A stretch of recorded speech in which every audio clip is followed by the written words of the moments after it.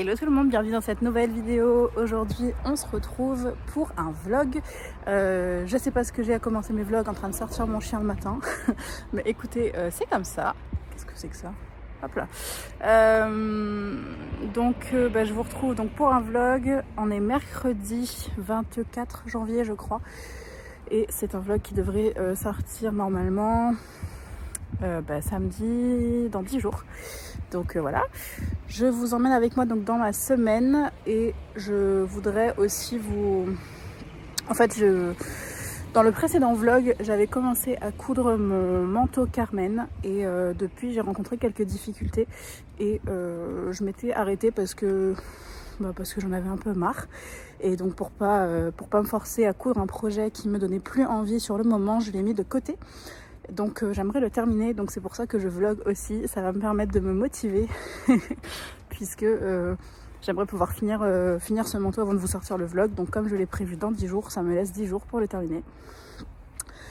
Voilà, et puis comme dans le précédent vlog, je sais que ça vous avait plu, je vous emmène un petit peu dans mon quotidien et je vais répondre à certaines de vos questions que vous me posez notamment sur Instagram. Puis on verra si on coud d'autres choses. J'ai quelques projets en cours et puis il y aura probablement un autre vlog qui viendra, mais cette fois-ci sur un projet particulier. Vous savez que j'ai envie de coudre un jean cette année et ma copine Emma Freundy Couture lance un défi de coudre son jean ce mois-ci. Donc pour accompagner son défi, je pense faire une vidéo. Voilà, et écoutez, je vous laisse avec la suite des images.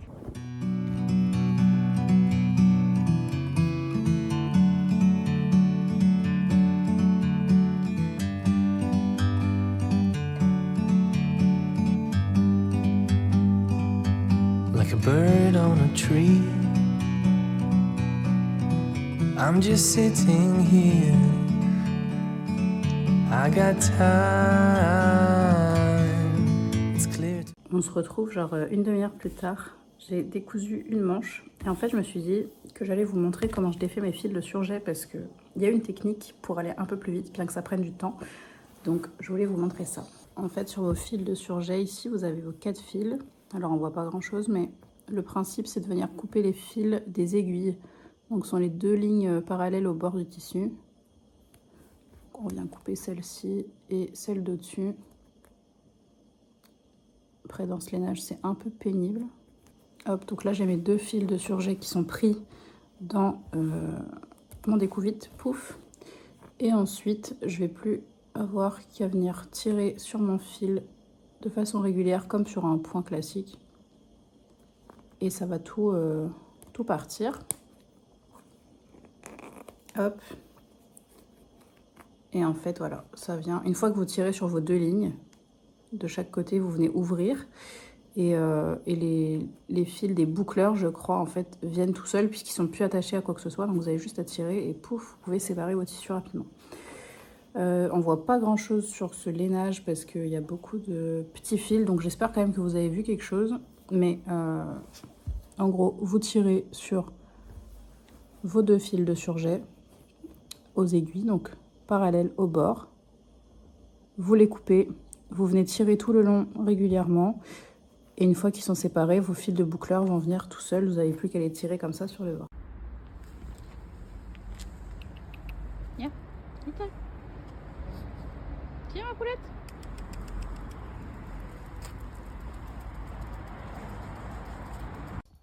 Qui dit télétravail dit tenue confortable. Du coup, je porte mon pantalon Malo. Et puis mon petit pull Frika que je ne quitte plus. Franchement, c'est tellement confortable pour être à la maison. Que je vous explique, je suis en train de découdre la surpiqûre que j'avais faite parce que je l'ai faite du côté visible au lieu de la faire en dessous. Et regardez-moi ça, on voit rien du tout. Donc ça me prend un temps fou, rien que pour repérer mon fil et ne pas tirer les fils du manteau parce que c'est très facile de les attraper avec le découvite. Donc voilà, j'ai bien avancé, parce que j'ai décousu une bonne partie, mais il me reste encore là jusqu'à la ceinture peut-être 15 cm et puis la même chose sur l'autre côté. Bon, on se retrouve beaucoup plus tard puisqu'entre temps j'ai travaillé. Donc là on est le soir et je vais m'attaquer à mon manteau. Donc entre midi et 2, j'ai fini de découdre tout ce qu'il fallait découdre, à savoir donc mes manches qui étaient montées à l'envers et puis ma surpiqûre sur le devant du vêtement qui n'était pas du bon côté. Donc je vais recommencer mes manches. Et donc si je comprends bien le dessin technique, on nous dit en fait de glisser manche dans manche, l'une en face de l'autre, enfin la doublure en face du tissu principal, et de venir piquer. Donc on les met endroit contre endroit et on les pique, et en fait ça va nous faire un grand tube comme j'avais à la base. Et une fois qu'on va le retourner, on va pouvoir mettre la doublure dans la manche. Donc je vais faire ça. Cette fois-ci je ne vais pas surjeter, je vais retourner d'abord pour vérifier que ça fonctionne. Et puis ensuite je ferai l'autre côté si ça fonctionne. See from up here, the world seems small. We can see. Ma bobine de 200 mètres, elle a quand même bien pris cher là avec le manteau. Hein. J'ai cousu ma manche et vous voyez que au final ça fait un long tube comme ça. Et au début, enfin la première fois que je les ai cousus à l'envers, j'avais très bien compris qu'il fallait faire comme ça, mais je comprenais pas comment j'allais pouvoir coudre sachant qu'on avait le tissu en dessous. Mais en fait c'est débile, c'est comme quand on coud des manches. Il suffit de tourner le tissu et de coudre sur une seule épaisseur et pas sur toute la manche. Bref, quand j'ai fait ça la dernière fois, je pense que je n'avais pas la tête en place. Donc cette fois-ci c'est bon, je vais repasser le surjet, mais je vais enlever le couteau pour être sûre de ne pas abîmer mon tissu, puisque j'ai déjà, si vous avez suivi mon précédent vlog, vous savez que j'ai déjà donné un coup de couteau dans ma doublure au niveau du corps, donc je vais éviter de recommencer. Et puis ensuite je ferai ma surpiqûre sur le devant de mon vêtement. Together, it's so beautiful, you and me. Meant to be in the great outdoors, forever free.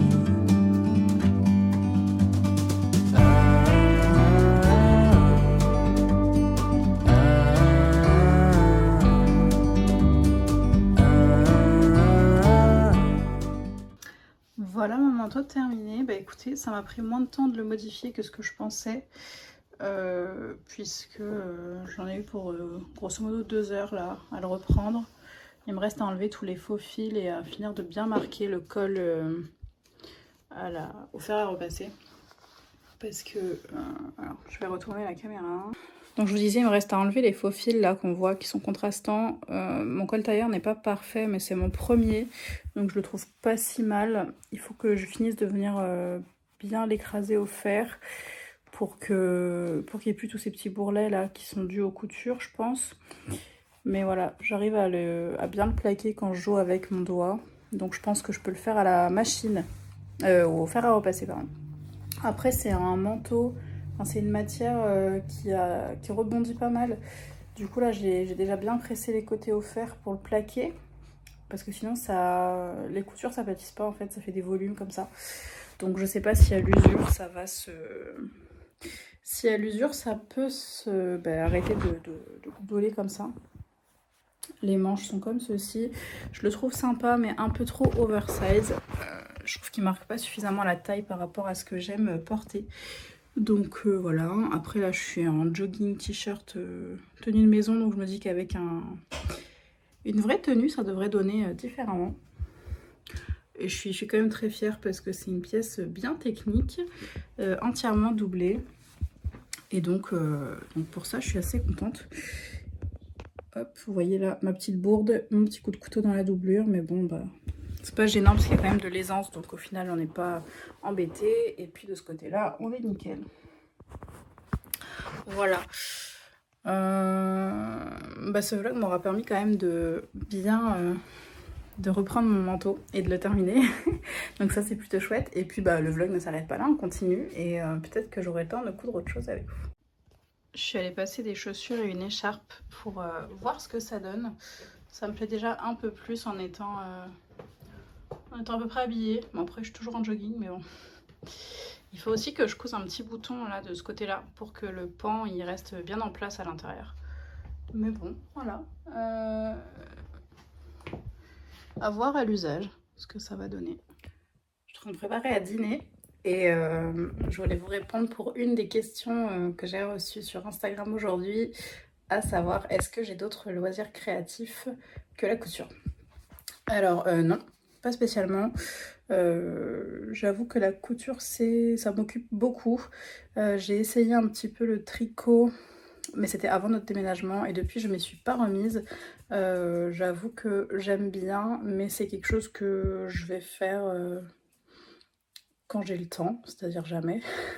C'est pas le loisir qui va me dire vas-y maintenant tu fais une pause et tu tricotes, non. Enfin, c'est pas, j'en suis pas là pour l'instant.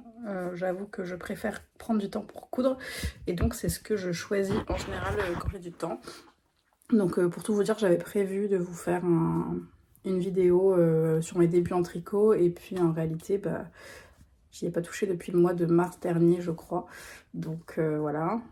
Mais par contre j'adore cuisiner, donc c'est ce que je cuisine, enfin en général c'est moi qui cuisine à la maison, donc j'adore cuisiner, c'est pas vraiment un loisir créatif, mais j'aime cuisiner et cuisiner des choses un peu travaillées. J'aime faire de la pâtisserie aussi, donc voilà, c'est pas vraiment créatif, mais c'est autre chose que du cérébral, on va dire. Et puis sinon je joue un peu de guitare, c'est quelque chose que peu de gens savent, mais je joue un peu. Après, j'avoue que je ne joue pas, je joue plus autant qu'avant. Pareil, manque de temps et de motivation. Mais voilà, je crois que je joue depuis que je dois avoir, je sais pas, 10, 12 ans peut-être. Pas sûre, mais quelque chose comme ça. Et évidemment, une passion dont je vous ai pas parlé, mais en fait ce n'est pas créatif, c'est le sport tout simplement et le yoga. Je le répète très souvent, mais... je suis professeure diplômée de yoga, donc même si en ce moment je n'enseigne pas, ça reste une discipline que j'aime énormément. Et j'aime le sport et la musculation en particulier. Donc voilà, à défaut de vous parler de mes autres loisirs créatifs, je vous parle de mes hobbies en général.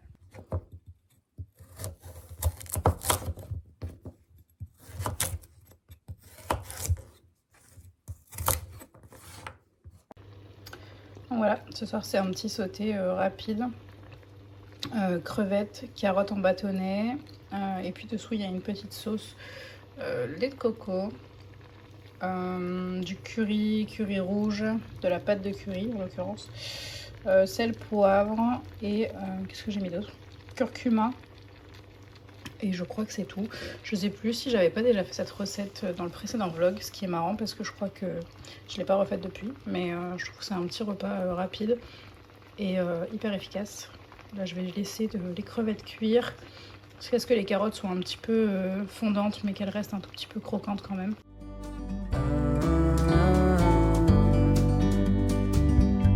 Sometimes you need to go and take a step back to see the truth around you.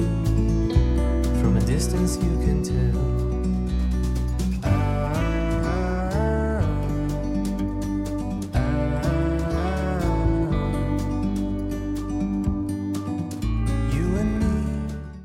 J'ai décalqué ma chemise Hermès donc dans ce livre-ci et comme j'ai cousu à Yamirma de la même marque, je vais aller chercher mon patron pour voir s'il n'y a pas des pièces qui correspondent pour éviter de les décalquer en double et gagner du temps. Pour ceux qui l'avaient raté, j'avais fait une revue de ce livre-ci, donc je vous invite à aller la voir, je vous la mettrai dans le petit i et puis je voulais juste vous remontrer du coup à quoi ça ressemble. Donc j'avais coudre cette chemise-là qui est sur mon Make 9 pareil, je vous en ai parlé dans une vidéo, donc n'hésitez pas à aller checker ça. Et... voilà à quoi ressemblent les étapes de montage. C'est exactement comme ça que se présentent les étapes de montage sur les PDF de la marque. Donc c'est la même présentation dans le bouquin et exactement les mêmes patrons. Donc voilà. Je sais que ce livre-là, il est rentabilisé 100%. Voilà à quoi ressemblent les planches du livre. Donc tout se superpose, on est obligé de décalquer. Par contre, les couleurs sont très... on peut facilement les distinguer, donc ça aide et c'est pas du tout compliqué de les... décalqué. On a 4 planches full size et comme ça c'est vraiment simple de décalquer son patron. Bon, j'ai regardé, il n'y a aucune pièce qui correspond exactement, même si elles s'en rapprochent, donc je vais tout redécalquer. C'est parti. Meant to be in the great outdoors, forever free, you and me. Meant to be in the great outdoors,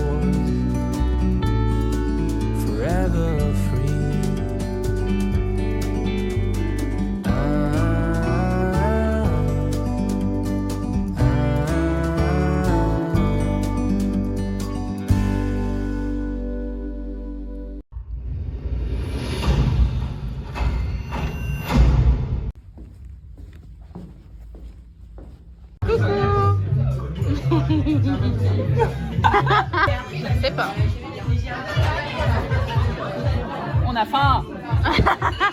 Célia a faim. Je l'ai porté tout l'hiver. Célia dans son manteau cousu main, n'est-ce pas? Et l'opéra de Paris, L'opéra Garnier.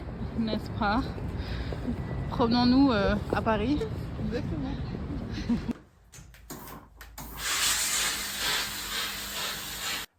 Aujourd'hui on est samedi et je repasse mon coupon de coton lin pour pouvoir me faire ma toile de Ayam Hermès en robe.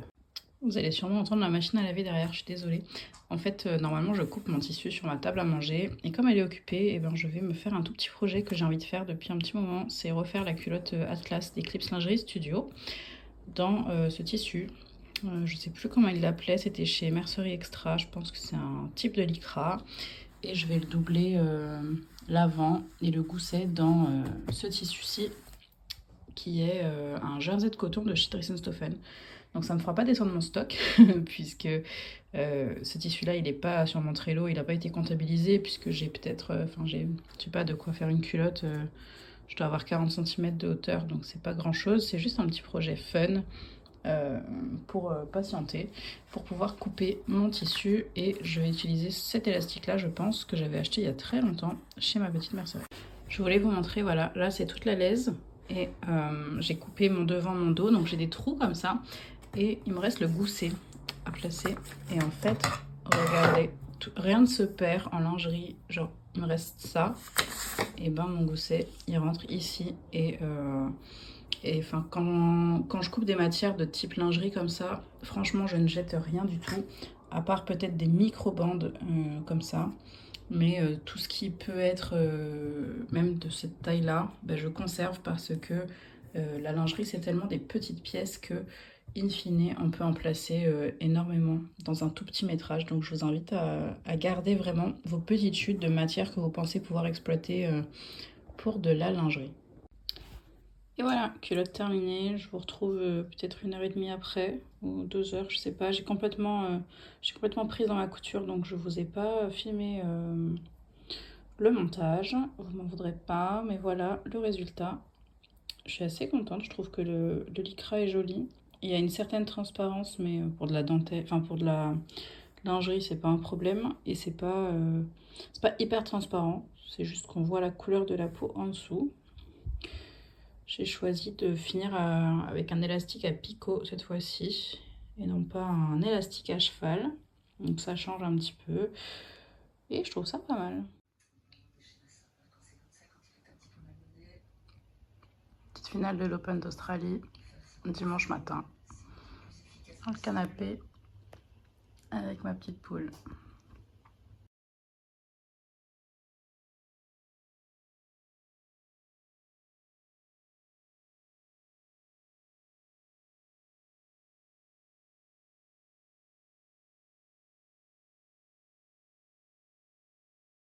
Little!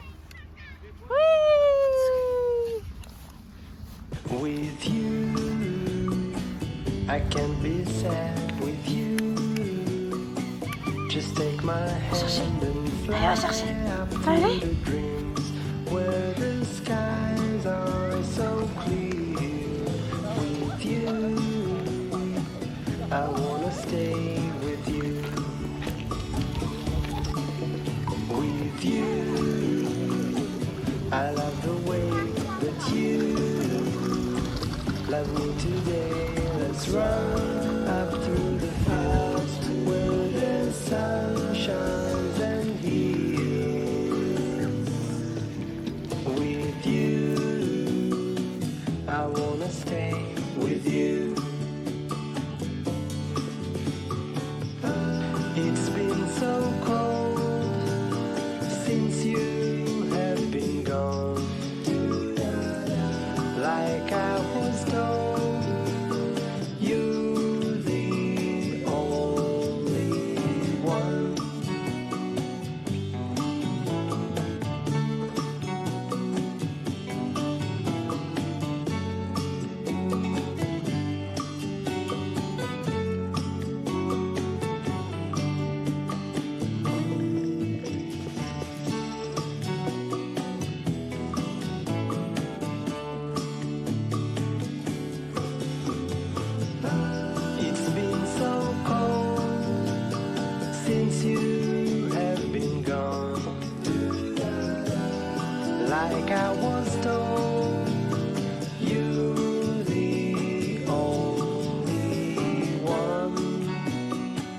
I can't be sad with you. Just take my hand and fly up to the clouds where the skies are so clear. With you, I wanna stay with you. I wanna stay with you. I wanna stay with you.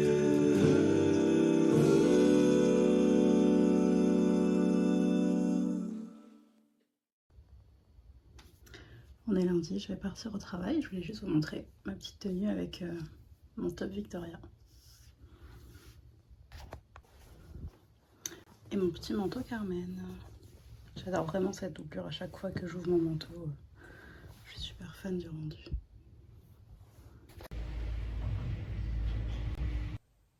Bon, hier, en plus d'avoir coupé ma robe Irma, j'ai aussi redécoupé un jogging Malo dans... Alors, je vais vous montrer une chute, mais dans ce tissu-ci que j'avais acheté chez Dressenstoffen, exprès pour faire un jogging. Je pense que ça s'apparente à un French Terry, c'est assez fin, c'est un aspect jersey un tout petit peu plus épais que du t-shirt. Et sur l'envers, c'est comme ceci. Donc pour moi, c'est un French Terry. Eux, ils appellent ça sweat stuff. Donc voilà, je vais me faire ce petit jogging là, puisqu'en fait, ma surjeteuse est enfilée en blanc. Et l'envers... L'envers du jogging est blanc. Donc en fait, je vais coudre ça avant de m'atteler à ma robe Irma. Et puis, comme le projet de jean est également en cours, enfin dans ma tête, je vais peut-être me lancer sur le jean avant de coudre ma Irma finalement. Mais bon, moi, ce sera décalqué, découpé. Et voilà, c'est juste que j'ai envie de participer au défi d'Emma, de vous filmer ça, ça va me prendre du temps. C'est-à-dire que je vais sûrement le coudre encore plus lentement que normalement puisque je vais vous vlogger un petit peu mon expérience. Après vos retours sur Instagram, c'est une vidéo qui semble vous intéresser, donc je vais la faire. Je vous ferai pas du pas du tout, hein. Vous avez la vidéo d'Emma pour ça. Moi je vous ferai juste un vlog pour vous montrer mon expérience, je vous ferai un petit bilan, etc. Comme j'avais pu faire quand j'avais cousu mon trench Martha par exemple. Si vous avez raté cette vidéo, je vous la mets dans le petit i juste là. Et donc voilà, je vais coudre mon petit jogging Malo ce soir et puis je pense commencer à décalquer mon jean très bientôt et donc j'arrêterai le vlog aujourd'hui. Avant de terminer ce vlog, je vous avais dit que je vous répondrai, vous avez posé quelques questions sur Instagram et j'ai complètement oublié d'y répondre dans ce vlog, donc je vais y répondre maintenant. Je suis désolée, il y a un petit bazar là entre mon jogging qui est coupé, mes trucs, mon pyjama. On m'a posé comme question comment est-ce que je m'organise entre mon travail et la couture et on m'a redemandé qu'est-ce que je fais comme travail. J'y ai déjà répondu dans le vlog précédent donc je vais pas m'étendre mais grosso modo je travaille dans l'immobilier, je suis cadre en immobilier d'entreprise et voilà, je suis asset manager. Voilà pour ça. Et donc, comment est-ce que je m'organise? Bah écoutez, j'ai un métier qui peut être assez prenant, mais enfin, ça dépend des périodes. Et ben, comment je m'organise? Je pense un peu comme tout le monde, je couds quand j'ai le temps. Sachez que la couture, c'est vraiment devenu une passion au fil des mois. C'est quelque chose qui est très présent dans ma vie et au même titre que le yoga. Voilà, c'est des loisirs pour lesquels je me crée du temps, pour lesquels je m'alloue du temps.